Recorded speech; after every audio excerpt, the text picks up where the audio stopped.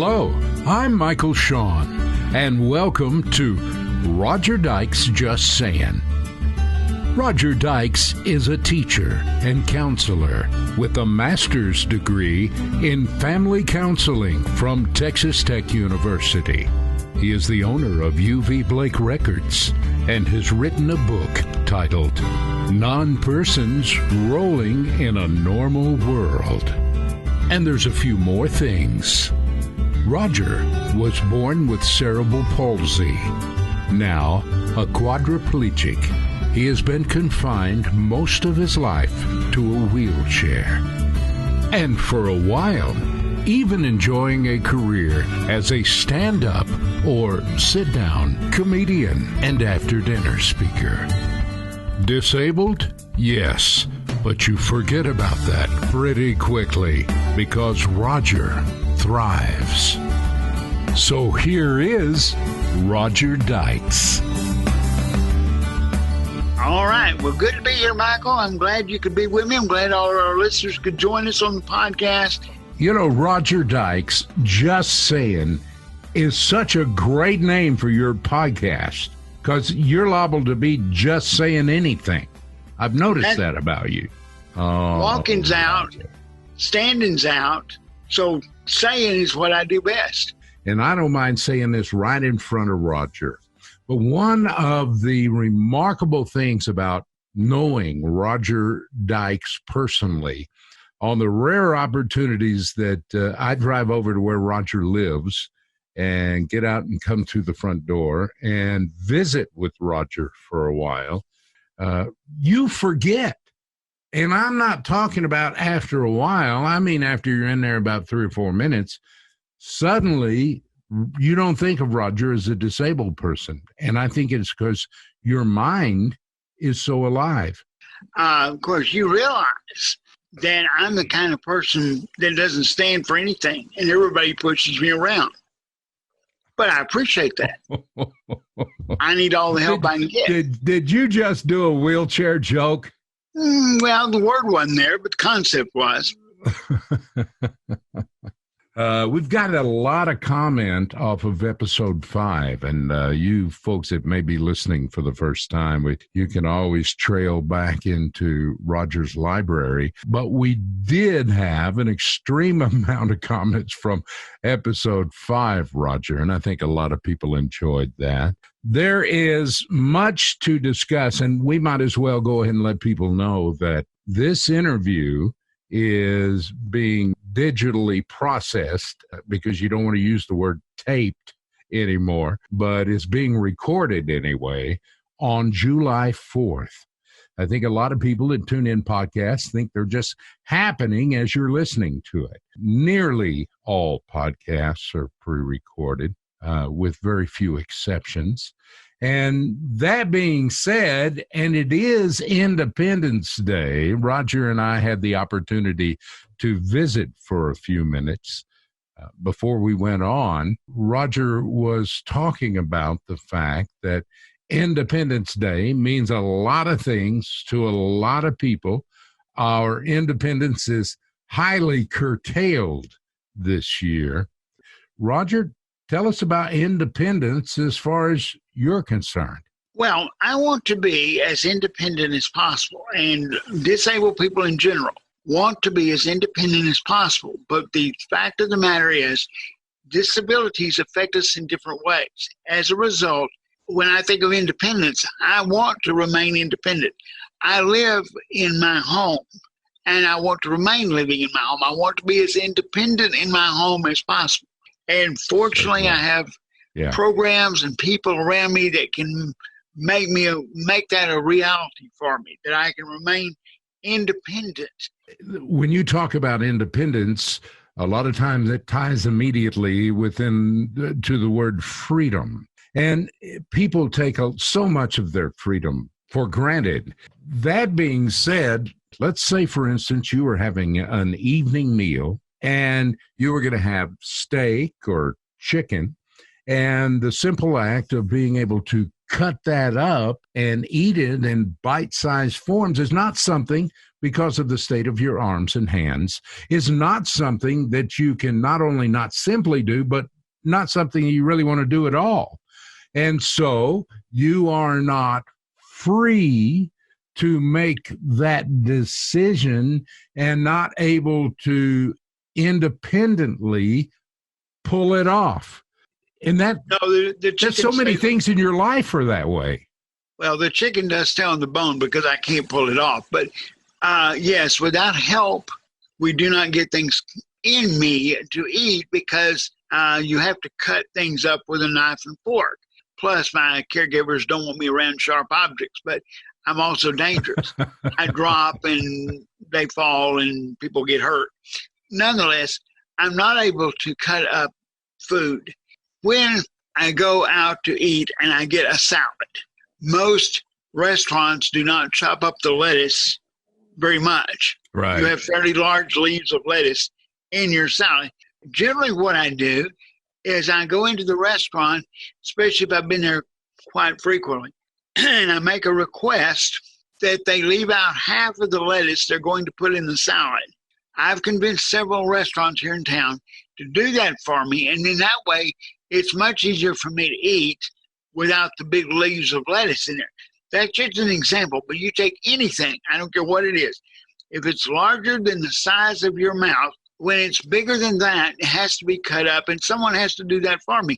If you put a piece of chicken in front of me without cutting it up, I will be there forever waiting to get it in a size that I can eat. So I'm very dependent on people's help in so many different ways. Food is one of the examples. I remember that time we went to lunch and you moved your salad bowl towards me, and I said, "Oh, thanks, Roger," and just ate it.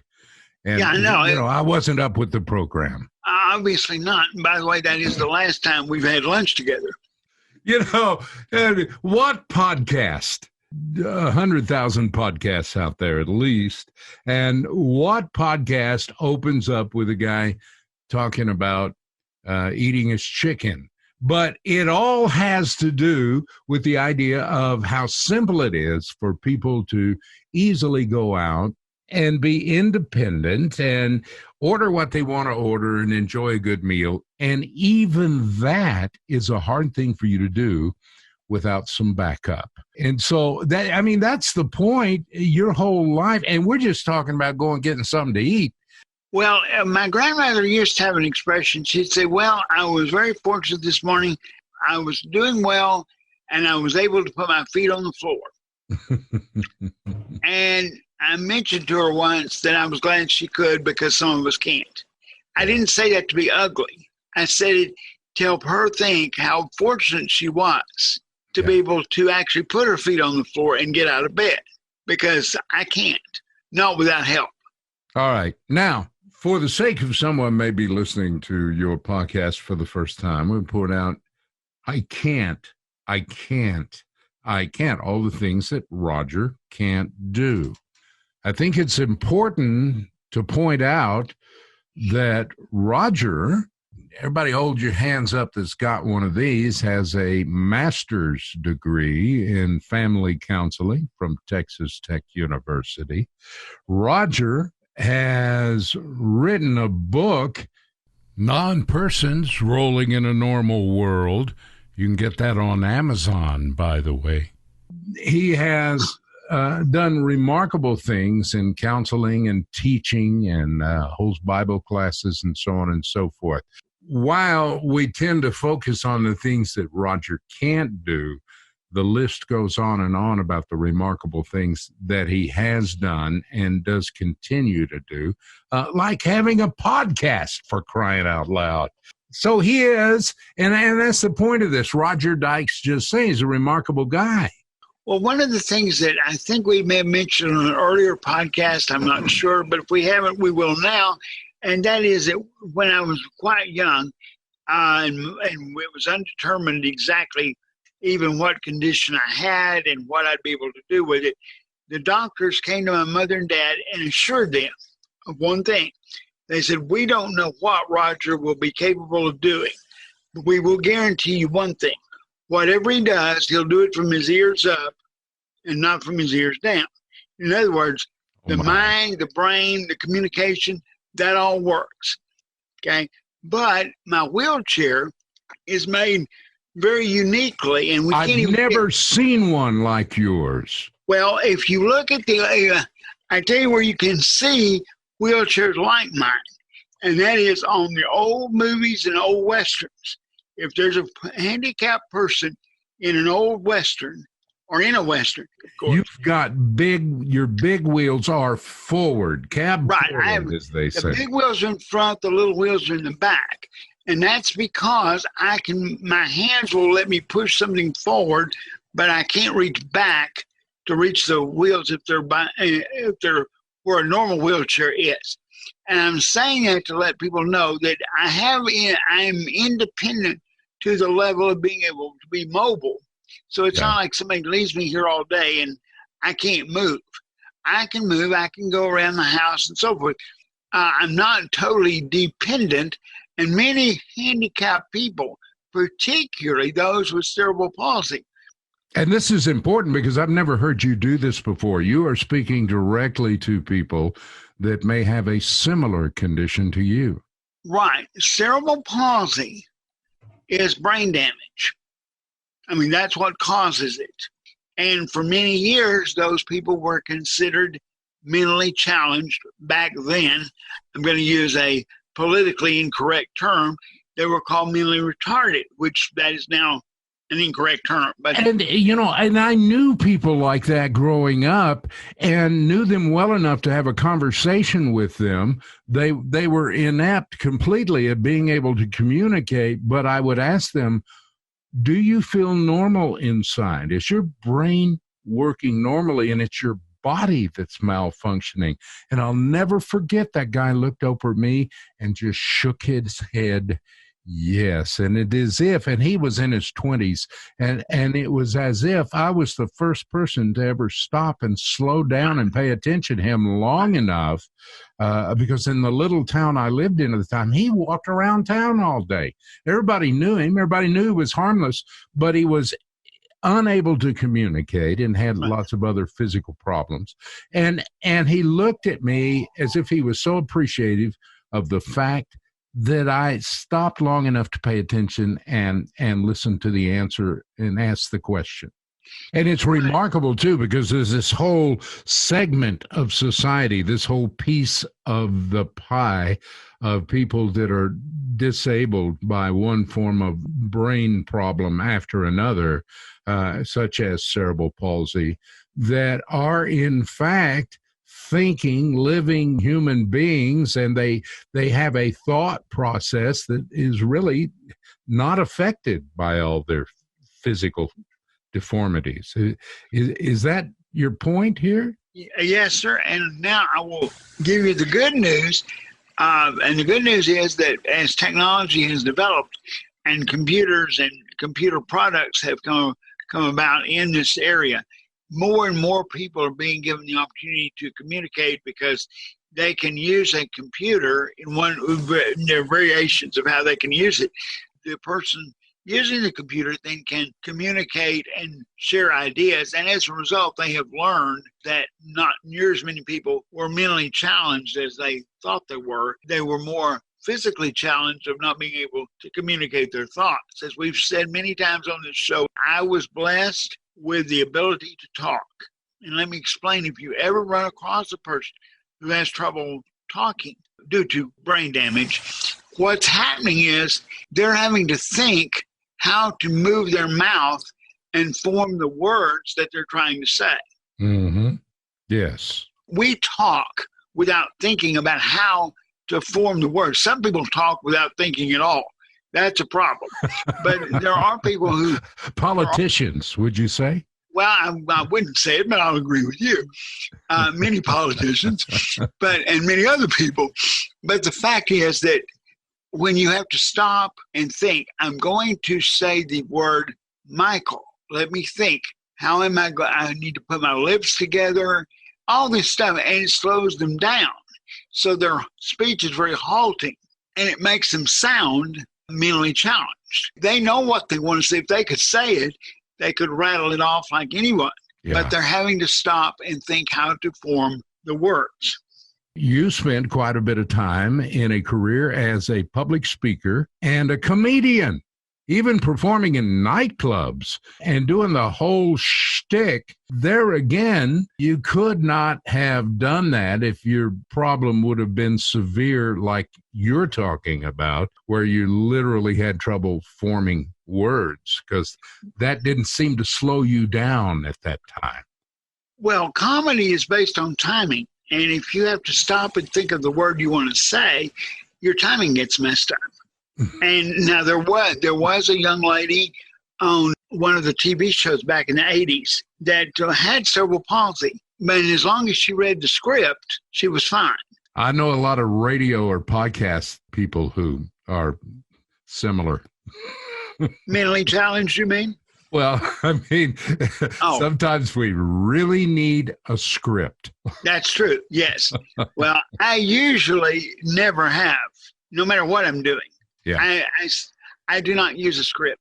Well, Roger, in the time that we have left, I will tell you one of the things that people still talk about was that time of your life that you did spend on stage. And you talked about it last week a little bit, about the fact that you learned the timing of performing like that, to where you would never start out with wheelchair jokes because people just didn't know how to take it. And then after you got them enjoying themselves and chuckling quite a bit, then you would roll over into the wheelchair humor, which I'll tell you, with you, Roger, it is hysterical.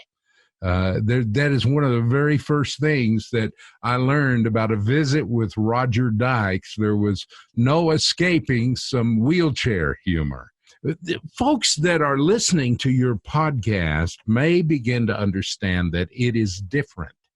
It is different from a normal podcast regiment, passing on information and content and so on and so forth, because one of the things that we wanted people to understand was the sparkle that we saw, and that is sometimes it is just great to go visit with Roger Dykes, and we wanted you to have a chance to visit on your podcast, Roger Dykes Just Sayin.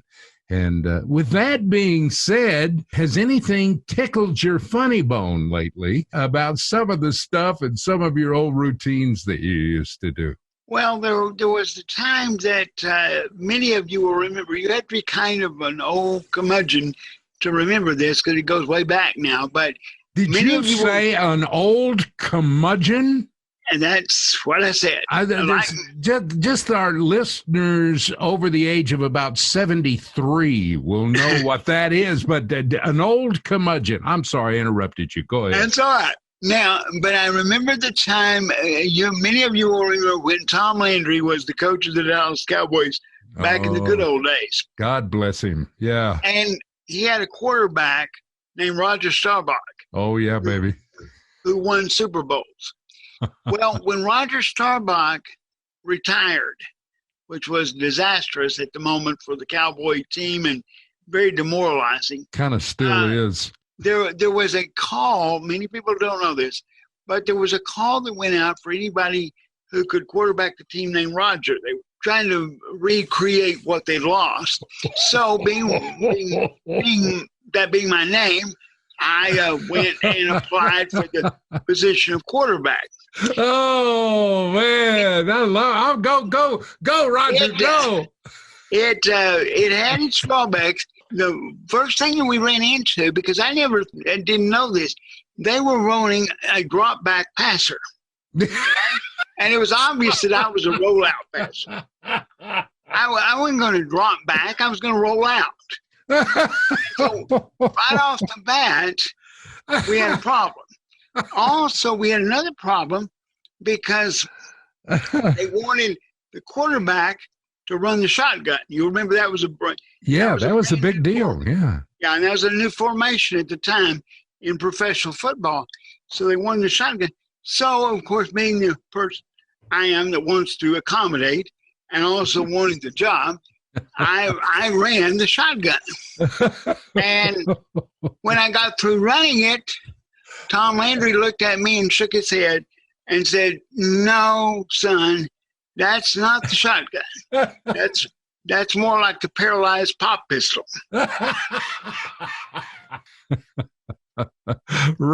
Roger, you are, and I'm sure you were back in the nightclub, a riot. And oh man, I still think you ought to go back and re-up. You could probably improve some of the performances as Cowboy fans that we have seen. You didn't say that. I said that. So keep those cards and letters, folks.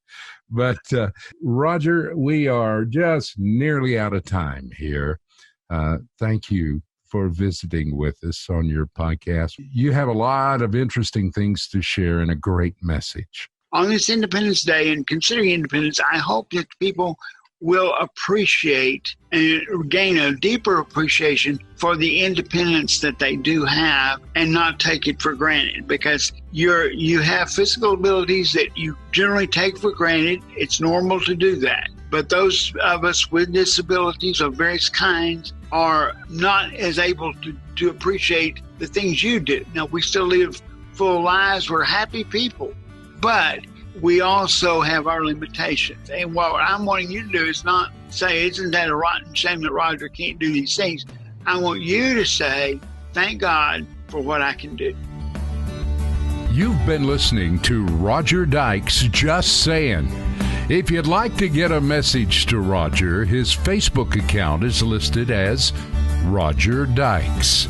Become a friend, or you can send your questions and comments to rogerdykes51@gmail.com. That's ROGERDYKES51@gmail.com. Our podcast reveals a new episode every 3 weeks. Rollout is on Wednesday evening, shortly after dark, Texas time. Join us next time for our next episode of Roger Dykes Just Sayin. I'm Michael Shawn. On behalf of Roger Dykes, thanks for listening.